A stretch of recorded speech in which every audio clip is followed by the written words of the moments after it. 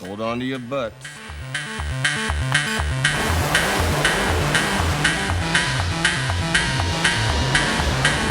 Must go faster.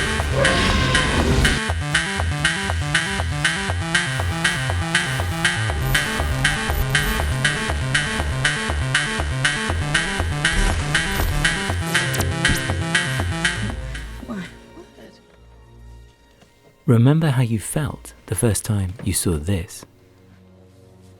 Throughout the 1990s, computer-generated imagery developed rapidly in a bid to recreate photoreal effects that could be integrated into live-action scenes. You did it. You crazy son of a bitch, you did it. In 1993, Steven Spielberg's Jurassic Park presented audiences with a cautionary tale of scientific fervour gone awry, as Richard Attenborough's Dr. John Hammond populates an island theme park with cloned dinosaurs. Bingo. Dino DNA. To bring the prehistoric creatures to life on screen, Phil Tippett's original go-motion animation prototypes would be replaced by CGI alternatives. Tippett and his team of visual effects artists would instead direct the motion of the dinosaurs, which was then rendered digitally by a team at VFX house Industrial Light and Magic, helmed by Dennis Muren and including digital animator Steve Spaz Williams. So what are you thinking? We're out of a job. Don't you mean extinct? Sequences featuring animated dinosaurs make up around 6 minutes of Jurassic Park's theatrical cut, with the rest of their screen time comprising cutaways to animatronic models produced by Stan Winston.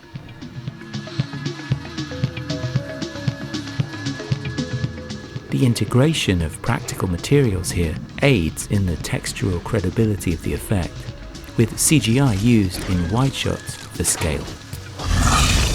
Welcome to Jurassic Park. Though tonally nostalgic in its adherence to classic science fiction tropes, Jurassic Park represents a step towards what essayist Roger Warren Bebe called post-human cinema, wherein the audience's focus shifted from human characters to digital effects. I don't think you're giving us our due credit. Our scientists have done things which nobody's ever done before. Yeah, but your scientists were so preoccupied with whether or not they could, they didn't stop to think if they should. In Jurassic Park, the narrative center is dispersed. Instead of focusing on any one singular character, the story pivots around a troop of digitally enhanced apex predators born by humankind's interference with the natural order.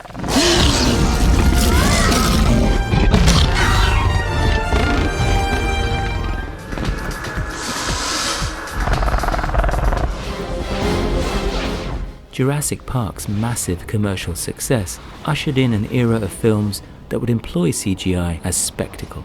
You see that? Houston, you gotta see this to believe it. And in the disaster genre, special effects depicting mass destruction expanded to a colossal scale. In the summer of 1998, Armageddon and Deep Impact each pitted humanity against an oncoming asteroid in a direct collision course with planet Earth. What kind of damage? Total, sir. It's what we call a global killer. The end of mankind. In the post-Cold War landscape in which both films are set, Russia and America must set aside their differences in the face of an extinction-level event. And notably, both films also contain a plot to send astronauts to land on the comet, drill into its surface, and detonate a nuke in order to save humanity. Deep Impact is an emotionally charged examination of human relationships in the midst of peril. Daddy! Distinctly pre-9/11 in its depiction of disaster wrought to downtown Manhattan,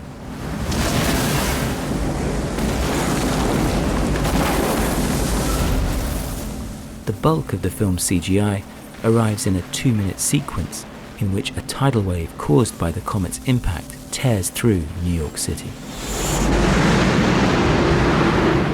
Well, it's coming. Right now. Right for us at 22,000 miles an hour. Not a soul on Earth can hide from it.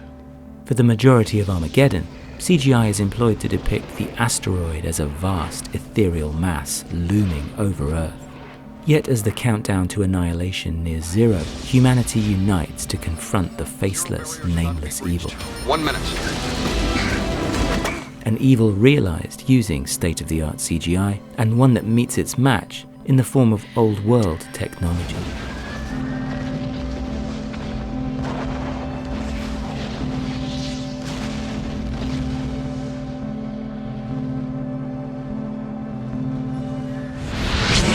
This theme persists in Terminator 2: Judgment Day, a film often cited as a benchmark in Hollywood special effects. In it, Robert Patrick plays the T-1000, a shape-shifting android made up of Amymentic polyalloy. What the hell does that mean? Liquid metal. Sent back in time to hunt down Edward Furlong's John Connor, who in the future Get down. will lead a resistance against humanity's technological oppressors. Arnold Schwarzenegger reprises his role as the T-800, the outmoded Terminator of the previous generation. This time, Arnie is sent to protect John from the more technologically advanced T-1000. The T-1000 itself is portrayed as a series of convincing facsimiles. It can imitate anything and anyone it comes into physical contact with. To realize this transformation process on screen, state-of-the-art morphing technology and motion capture was developed by ILM. It's only as the T-1000 transitions between states that we see its mercurial computer-generated form.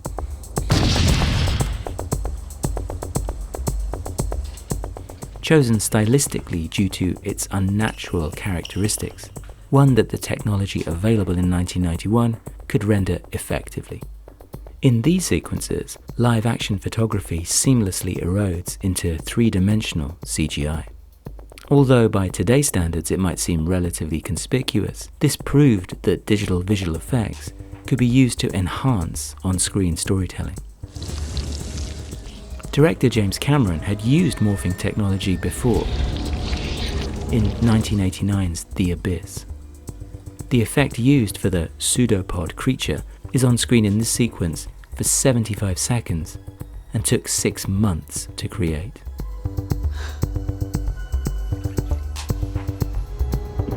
What do you think it is? Oftentimes, digitally rendered imagery is betrayed by its passivity towards natural phenomena, We're gonna seal off this. causing on-screen subjects to feel intangible and weightless. Failing in its integration into the photographic image, and resultantly breaking the audience's suspension of disbelief.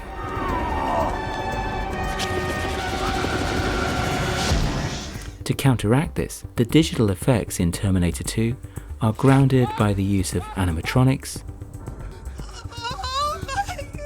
prosthetics, and other practical effects. In some instances, mistakes, like the lens flare added to the reflective surface of the T-1000 here, were deliberately built into the animation in post-production in order to sell the effect to the human eye. Get out. Much like the battle we see on screen, old world and new world technologies collide to create the effects seen in Terminator 2. It's in this imitation of the photoreal that we see technologies of past and present work in tandem to bring CGI back down to a familiar optical legibility for the audience.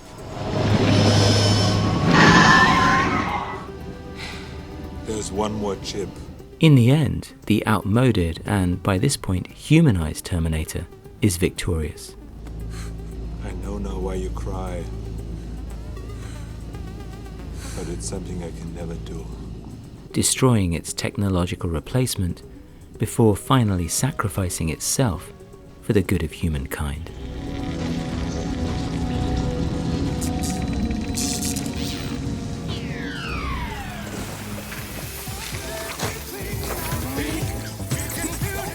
Russell Crowe's turn as malevolent software program SID 6.7 in 1995's Virtuosity takes after the T-1000, weaponizing morphing technology in order to assimilate into the everyday. I think I'm gonna like it here. Open SID 1.3. SID, an acronym for sadistic, intelligent, and dangerous, is a virtual reality composite of the most violent serial killers from throughout history, designed as a training program for LAPD officers and brought to life through a synthetic replica capable of regenerating itself using its real-world surroundings. As with the T-1000, SID appears human, but his ulterior form, realized through CGI, lurks beneath the surface. After his escape, SID takes to the streets of Los Angeles in a violent rampage, seeking increasingly wider audiences to broadcast his crimes to, occupying first a nightclub, then a wrestling arena, Welcome. and finally a television studio. To Death TV. Though SID's pursuit of a television audience as a means to attain a global subscriber base may seem antiquated today, You're in my world now! the film's more prescient note comes in its depiction of a self-learning artificial entity that craves attention, evolving to manipulate the form of reality for its own gain. In Virtuosity, the line between real and abstract becomes blurred, and it's through SID 6.7 we see the fears of a generation contending with the oncoming rise of digital technology. Can't change what I am, Daryl. We're reminded, however, that SID is a human creation, the result of a technological experiment gone wrong. What I am is not my fault. It's not even my choice. I came to be because of what you are. His resultant turn to violence is born through human agency. Despite his outwardly human appearance, SID is merely a tool acting by a human-made, amoral code. Face it, folks. To kill is in your nature.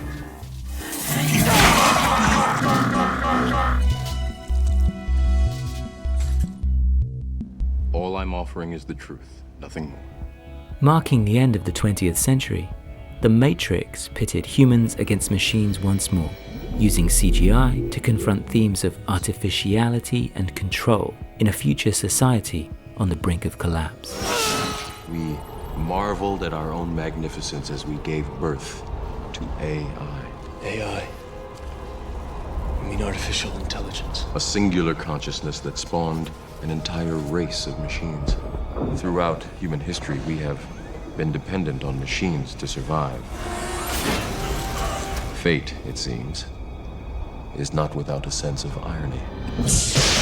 In the film, Neo, a software engineer by day, hacker by night, discovers that his world is actually a simulation called the Matrix, created to distract humanity, who in the real world are farmed and used as an energy source by their machine overlords. Welcome to the desert of the real. Neo is offered an escape and is awoken to the truth of his artificial surroundings by Morpheus, the leader of a resistance group who believes Neo to be a messiah, Free your mind.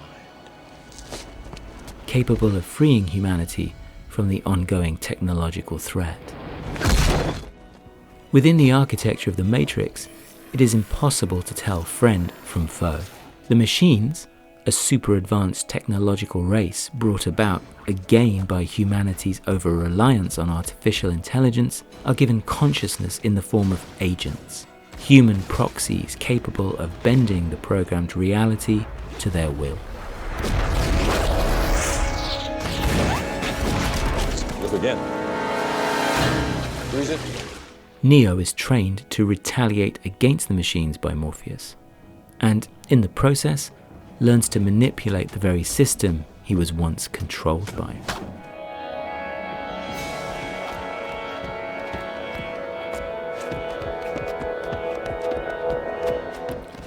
To depict this on screen, Visual effects supervisor John Gator developed the slow-motion bullet time effect, a process that combines sequenced still photography and digitally interpolated frames to imitate camera movement around a chroma key setup. The effect is used to illustrate Neo's state of higher consciousness within the Matrix. Thus, CGI becomes the medium through which he enacts his defiance against humanity's technological oppressors as he turns their tools against them.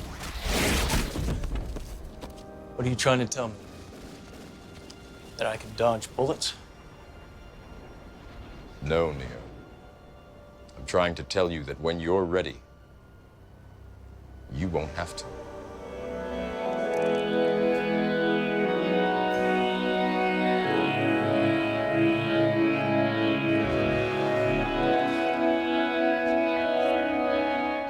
As in Terminator 2 and Virtuosity, the dispassionate digital being is defeated and humanity prevails once again. I'm going to show them a world without you. A world without rules and controls, without borders or boundaries. A world where anything is possible. Where we go from there is a choice I leave to you. It's in the wonder and strangeness of these alternate realities that we see an uncanny reflection of our own world. What is the Matrix? Control. Where the digital image has become a powerful tool, capable of reshaping the way we understand and experience our surroundings.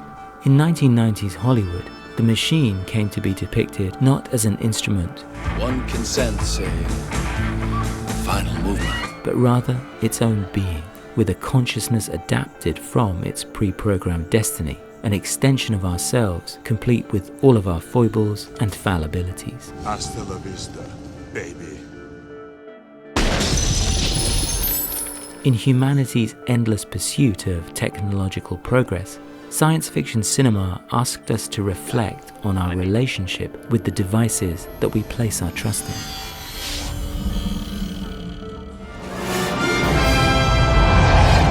We have the ships. We have the weapons. Technology promises a fully automated, brighter future. Built to keep us under control in order to change a human being into this. But beneath its sleek digital facade, and within an economic system that prizes efficiency, who truly benefits from our unwavering trust in the tools we create? And who ultimately decides where the course of progress might lead?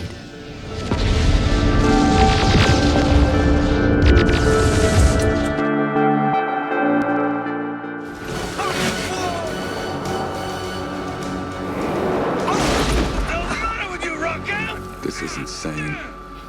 You lost your mind? He's got space dementia. Harry, you want to watch your man?